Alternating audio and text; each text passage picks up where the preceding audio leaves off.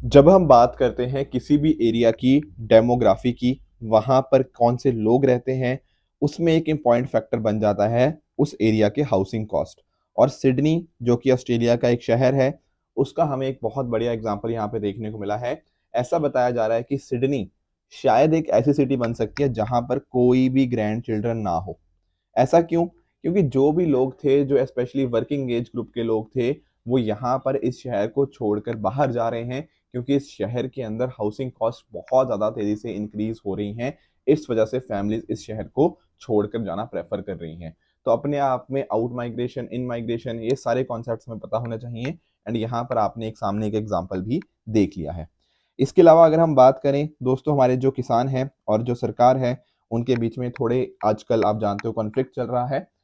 सरकार के द्वारा एमएसपी लॉ लाने की जो मांग थी, वो यहाँ पर सरकार ने मना कर दिया है। सेंटर जो हमारे किसान थे वो डिमांड कर रहे थे इस लॉ के रिगार्डिंग। और बहुत सारे हमारे जो हरियाणा पंजाब का जो बॉर्डर है, वहां पर मल्टीपल क्लैशेस हमें यहाँ पे देखने को मिल रही हैं बिटवीन अवर किसान एंड कहीं ना कहीं जो सामने पुलिस है। तो देखते हैं इसका क्या नतीजा निकल के आता है। उम्मीद यही रहेगी कि दोनों जो भी पक्ष हैं, गवर्नमेंट भी एंड साथ साथ हमारे जो किसान भी, उनके बीच में एक अच्छा रेजोल्यूशन जल्दी से बन पाए। दोस्तों डेट है आज की 14 फरवरी 2024 एंड आप सभी का स्वागत है आज के प्रीलिम बूस्टर न्यूज डिस्कशन के अंदर। वैलेंटाइंस डे आप सभी को बहुत बहुत शुभकामनाएं। चलिए स्टार्ट करते हैं वेमर ट्राइंगल से। जब हम बात करते हैं दोस्तों वेमर ट्राइंगल की, तो दरअसल में यहाँ पर मैं बात कर रहा हूँ कौन से रीजन की? यहाँ मैं बात कर रहा हूँ आपके फ्रांस, जर्मनी और पोलैंड की। सर इन पर्टिकुलर तीन कंट्रीज की आप बात क्यों कर रहे हो? देखो एक्चुअल में ना 1991 के अंदर इन्होंने एक ग्रुप फॉर्म किया था वेमार ट्रायंगल के नाम से। और एक्चुअल में यहाँ पे क्या था कि इन तीनों कंट्रीज ने प्रॉमिस किया था कि हम आपस में कॉपरेशन इंक्रीज करेंगे। अब आप लोग सोच रहे होंगे सर ये तो 1991 की बात होगी, अब यहाँ पर क्यों कर रहे हैं, अब इसको रिवाइव करने की बात क्यों कही जा रही है? देखो इसका एक रीजन है। अब जैसे 2024 चल रहा है, बिल्कुल अभी ईयर एंड में ना यूएसए में चुनाव होंगे, वहां के प्रेसिडेंटशिप के चुनाव होंगे। एंड ऐसा बहुत सारे लोगों को लग रहा है कि शायद जो डोनाल्ड ट्रंप है ना, वो वापस आ जाएंगे। अब अगर डोनाल्ड ट्रंप वापस से यूएस के प्रेसिडेंट बनते हैं, तो कहीं ना कहीं वो थोड़ा प्रो रशिया माने जाएंगे। ऐसे चक्कर में हो सकता है अगर वो प्रो रशिया थोड़े ज्यादा होंगे, तो उस टाइम के ऊपर रशिया जो ऑलरेडी यूक्रेन के ऊपर इतना हावी होके बैठा है, वो शायद और हावी हो जाएगा। ऐसे टाइम के ऊपर ना यूरोप को थोड़ा आगे आना पड़ेगा। एंड इन तीनों कंट्रीज का ये मानना है कि जो वीमा ट्राइंगल है इस चीज को अचीव कर पाएगा, क्योंकि उनकी एक रिलीजियस अलायंस ग्रुपिंग के माध्यम से वो अपने आप को तीनों कंट्रीज बहुत स्ट्रॉन्ग कर पाएंगे। तो तीनों कंट्रीज का नाम ध्यान रखिएगा, फ्रांस, जर्मनी एंड पोलैंड की यहाँ पे मैं बात कर रहा हूँ। इसमें क्या क्या चीजों में कॉपरेशन होगी? देखो हर एक फील्ड में इन्होंने कॉपरेशन की यहाँ पे बात करी गई है। जैसे पॉलिटिकल डायलॉग्स होंगे, इकोनॉमिक कोलैबोरेशन होगा, कल्चरल एक्सचेंजेस होंगे यहाँ पे, साथ ही साथ आप नोटिस करो सिक्योरिटी एंड डिफेंस कॉपरेशन भी होगा, ताकि जो भी कुछ इश्यूज हैं, जो भी कुछ कॉमन चैलेंजेस हैं, उनको टैकल करने के लिए proper military exercise, intelligence sharing, ये सारी चीजें हो पाए एंड साथ साथ आपस में म्यूचुअल अंडरस्टैंडिंग और कोलैबोरेशन इंक्रीज हो पाए। इसके अलावा अगर मैं बात करूं तो आप यहाँ पे नोटिस कर पाओगे जो भी कुछ नए कंटेम्प्रेरी इश्यूज आ रहे हैं, जैसे क्लाइमेट चेंज का, टेक्नोलॉजिकल इनोवेशन का, एनर्जी सिक्योरिटी का, ये भी इस वीमर ट्रायंगल के अंतर्गत हमें देखने को मिल जाएंगे।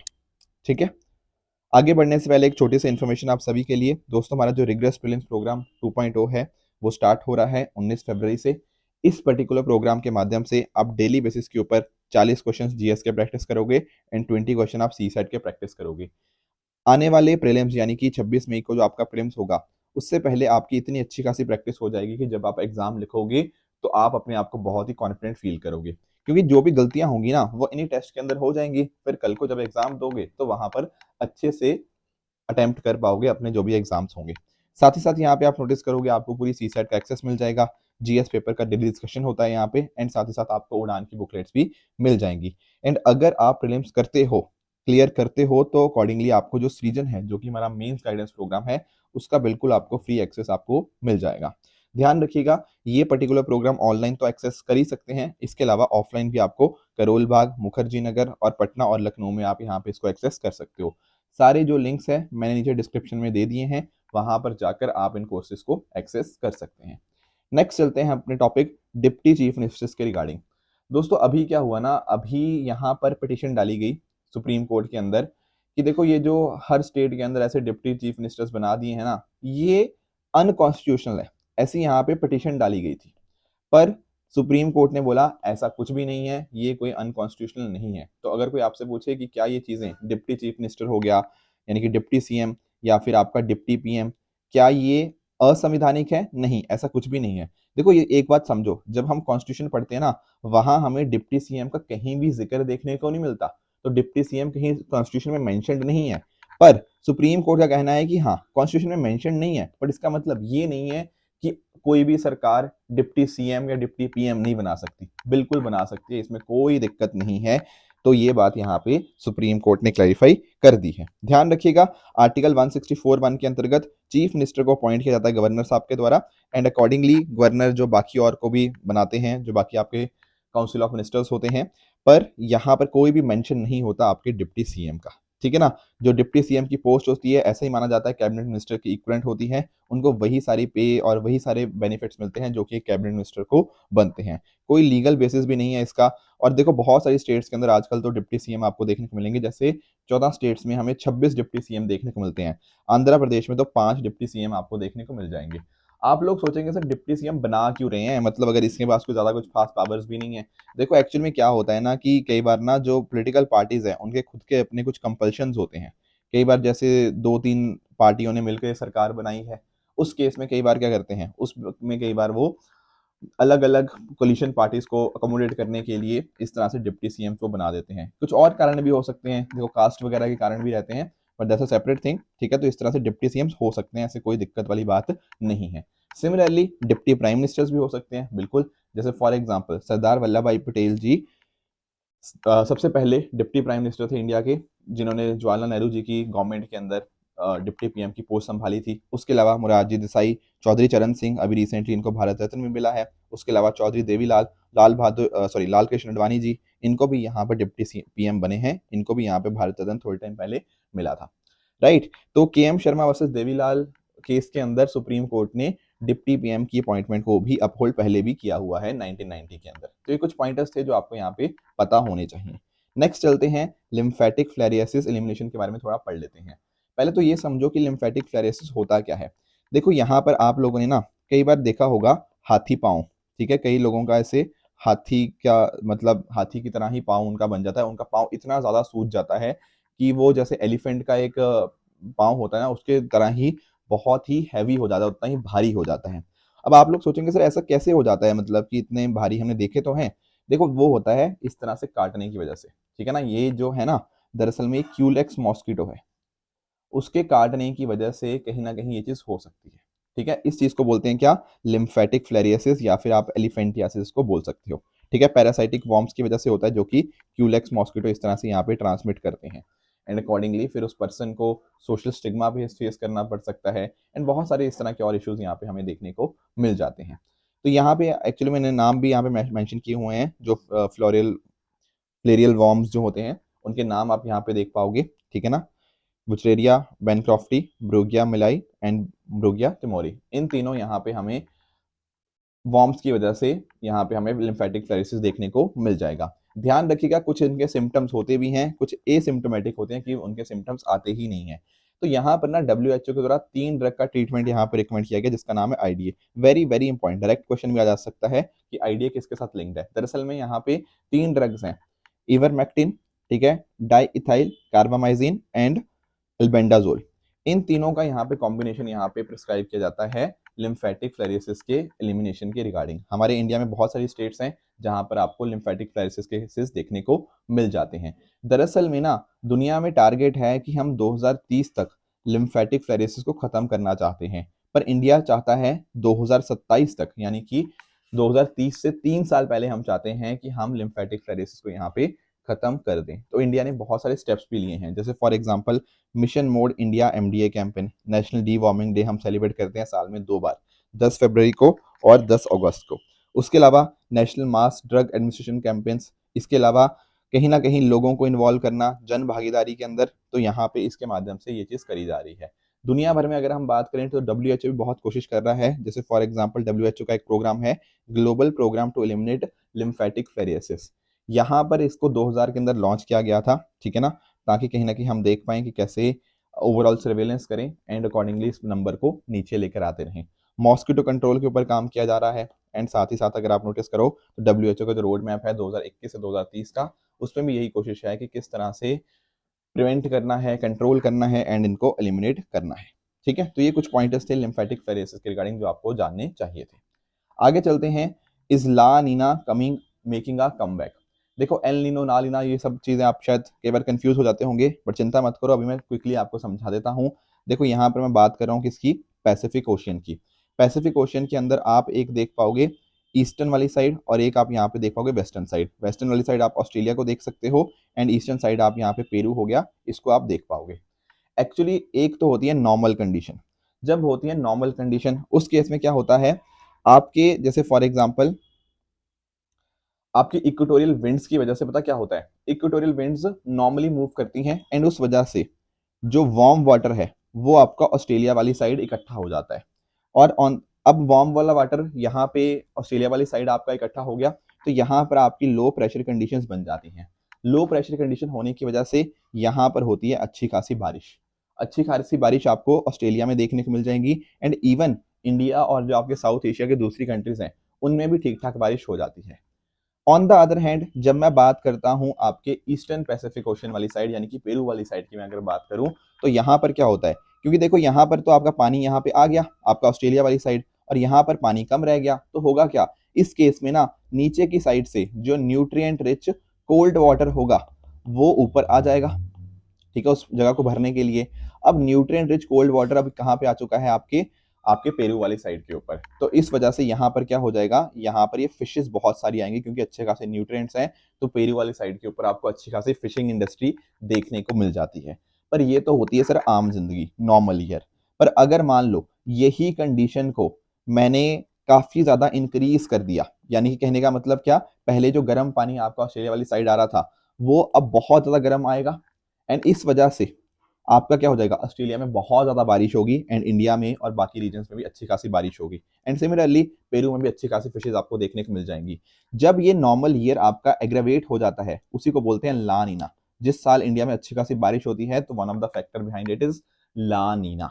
ठीक है, पर सर ये एल नीनो क्या होता है, ला नीना तो आपने समझा दिया, एल नीनो में बिल्कुल इसका उल्टा हो जाता है। उस केस में पता क्या होता है, आपकी जो ईस्टर्ली विंड्स थी वो वीकन हो जाती हैं। पहले जो गर्म पानी आपका मूव करते करते ऑस्ट्रेलिया वाली साइड जा रहा था, अब क्योंकि ईस्टर्ली विंड्स वीकन हो चुकी हैं तो ये उल्टा क्या हो जाता है, आपका जो पेरू वाली साइड है, जो आपका ईस्टर्न पैसिफिक ओशन वाली साइड है, वो थोड़ा वहां पे वार्म वाटर ज्यादा हो जाता है, आपकी ऑस्ट्रेलिया वाली साइड के ऊपर कोल्ड वाटर थोड़ा ज्यादा हो जाता है। इस चक्कर में क्या होता है, अब बारिश कहाँ पे होगी सर, अब बारिश होगी आपकी पेरू वाली साइड के ऊपर। ऑन द अदर हैंड आपके ऑस्ट्रेलिया में क्या हो जाएगा, यहाँ पर पड़ जाएगा सूखा, एंड इंडिया में भी जो बारिश होने जा रही थी उसमें भी एक कमी देखने को मिल जाएगी। ये होता है एल नीनो ईयर। अभी क्या यहाँ पे बताया जा रहा है कि देखो हो सकता है कि आने वाले मतलब इस साल के अंत तक या अगले साल की स्टार्टिंग में हमें ला नीना वापस से देखने को मिलेगा। हालांकि अभी जो टाइम चल रहा है थोड़ा एल नीनो वाला ही टाइम चल रहा है, थोड़ा बारिश अभी यहाँ पे डैम्पन होती हुई हमें देखने को मिली है, बट वी आर एक्सपेक्टिंग कि विद इन अ ईयर और so we will be back to La Nina. इस पूरे प्रोसेस को क्या बोलते हैं, एल नीनो सदर्न ऑसिलेशन। यहाँ पर हमें change in temperature of water देखने को मिलते हैं in central and eastern tropical Pacific ocean हर 3 से 7 साल के अंदर। ठीक है ना, ये सारे मैंने आपको मीनिंग समझा ही दिए, एल नीनो क्या होता है, इसका इंपैक्ट क्या होता है वो भी आप समझ गए होंगे, एंड सिमिलरली आपका जो ला नीना होता है उसका इंपैक्ट भी आप समझ गए होंगे, एंड ला नीना की वजह से इंडिया में अच्छी खासी बारिश देखने को मिल जाती है। 2021-2022 में काफी अच्छे खासे हमें बारिश देखने को मिली थी, और उनके पीछे का एक कारण ला नीना ही था। ठीक है, तो ये कुछ पॉइंटर्स थे जो आपको जानने चाहिए थे। कल मैंने आपको इसी के रिगार्डिंग होमवर्क भी दिया था। यहाँ पे देखो पूछ रहा है एनसो के बारे में, और पूछ रहा है कि एल नीनो के टाइम के ऊपर temperature are lower than normal over eastern central part of equatorial Pacific ocean. अगर हम बात करते हैं ईस्टर्न वाले पार्ट की, तो क्या ये बात ठीक कह रहा है कि एल नीनो में ऐसी चीज होती है कि टेम्परेचर आपके लोअर देन नॉर्मल होते हैं एल नीनो के अंदर? अरे याद करो, अभी मैंने आपको पिक्चर दिखाई थी पीछे, तो यहाँ पर लोअर देन नॉर्मल नहीं, वो तो हायर देन नॉर्मल होंगे ना, तभी तो यहाँ पे वार्म वाटर होगा। ठीक है ना, तो ये बात आपकी बिल्कुल गलत हो जाएगी जो पहला स्टेटमेंट था। दूसरे की बात करें, ला नीना के अंदर, ला नीना के अंदर कितना टेम्परेचर ज्यादा होते हैं ईस्टर्न सेंट्रल के ऊपर, ये बात भी बिल्कुल उल्टी यहाँ पे लिख दी गई है। तो दरअसल में दोनों की दोनों स्टेटमेंट इनकरेक्ट है, पर क्योंकि उसने क्वेश्चन में इनकरेक्ट ही पूछा था तो आंसर बनेगा option number C, both 1 and 2। Right, एक और टॉपिक डिस्कस कर लेते हैं स्वामी दयानंद सरस्वती जी के बारे में। देखो प्रधानमंत्री जी ने इनके 200th बर्थ एनिवर्सरी सेलिब्रेशन के टाइम बात करते हुए बोला कि इनकी जो भी टीचिंग्स हैं हमें उनको यहाँ पे देखना, उनको मानना चाहिए। देखो बात करते हैं अगर स्वामी दयानंद सरस्वती जी की, तो बहुत ही फेमस ये सोशल लीडर रहे हैं और वैदिक स्कॉलर मेजरली रहे हैं। आप लोगों ने ना बैक टू द वेदास सुना होगा, वो दरअसल में स्वामी दयानंद सरस्वती जी ने ही बोला था।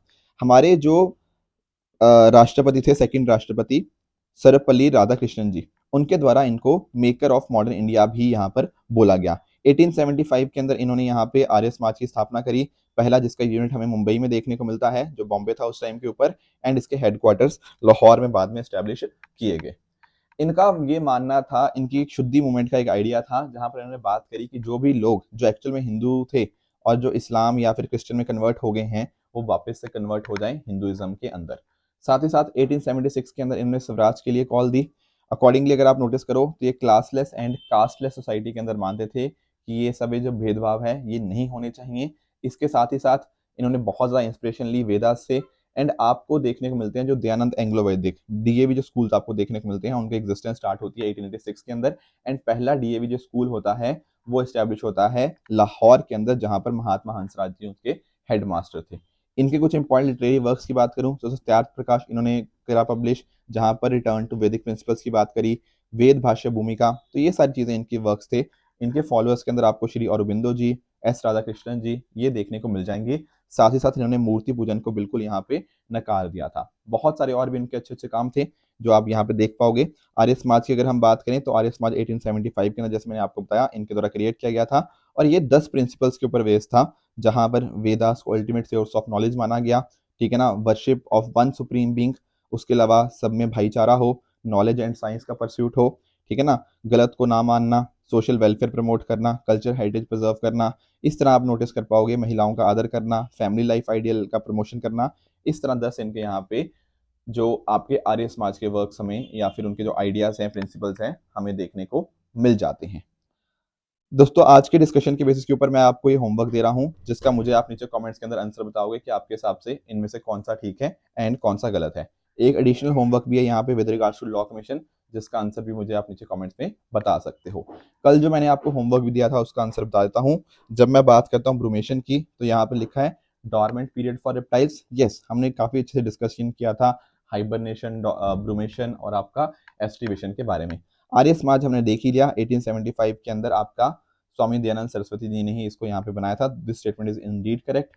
थर्ड स्टेटमेंट की बात करें, रुपए कार्ड आपका सेबी के द्वारा नहीं, ये आपका एनपीसीआई के द्वारा है, तो तीसरा स्टेटमेंट आपका यहाँ पे गलत हो जाएगा। तो आज का होमवर्क क्या रहेगा? देखो एक ना नजूल लैंड करके एक चीज न्यूज में है, ठीक है, प्लीज एक बार ट्राई कीजिएगा, देखते हैं आपको कितना आइडिया है अपनी अपनी सराउंडिंग्स का। फिर नहीं आएगा कोई दिक्कत नहीं, कल मैं आपको अकॉर्डिंगली नजूल लैंड अच्छे से समझा ही दूंगा।